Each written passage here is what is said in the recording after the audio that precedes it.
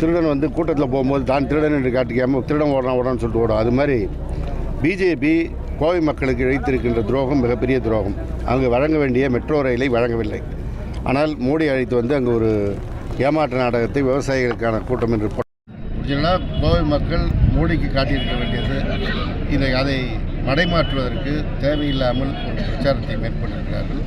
ஒட்டுமொத்தமாக மாநில உரிமைகளுக்கு எதிராக இருக்கின்ற பாஜக, மாநில உரிமைகளை பறிக்கின்ற பாஜக, எஸ்ஐஆர் என்று கொண்டு வந்து ஓட்டு உரிமையை பறிக்கின்ற பாஜக மக்களை மடைமாற்றலாம், திசை மாற்றலாம் என்று நினைத்தால் ஏமாந்து போவார்கள். இதற்கான விளைவை அவர்கள் சந்திப்பார்கள். வெளிநாட்டு தொழிலாளர்களும் இப்போ எஸ்ஐஆர் படிவங்களை வந்து எங்களுக்கு வாக்கு உரிமை உண்டு அப்படின்னு சொல்லி கொடுத்துருக்கிறதா மாநில தலைமை தேர்தல் அதிகாரி சொல்லியிருக்காங்க. இதன் மூலமா அந்த ஒரே நாடு ஒரே தேர்தலுங்கிறதுக்கு பாஜக நகருதா?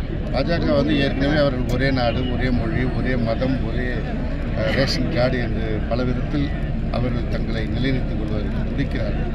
அதே ஒரு அங்கம் தான் இது. இதனால்தான் மாண்புமிகு தமிழ்நாடு முதலமைச்சர் அவர்கள் துவக்கத்திலிருந்து இந்த எஸ்ஐஆரை கண்காணிப்பாக பார்க்க வேண்டும் என்று உத்தரவிட்டிருக்கிறார்கள். நாங்கள் அது குறித்து மிகுந்த நுணுக்கமாக அந்த பணியை செய்து வருகிறோம். வெளிமாநில தொழிலாளர்களுக்கு இந்த வாக்குரிமையை நம்ம தமிழ்நாட்டில் கொடுக்கலாமா வேண்டாமா?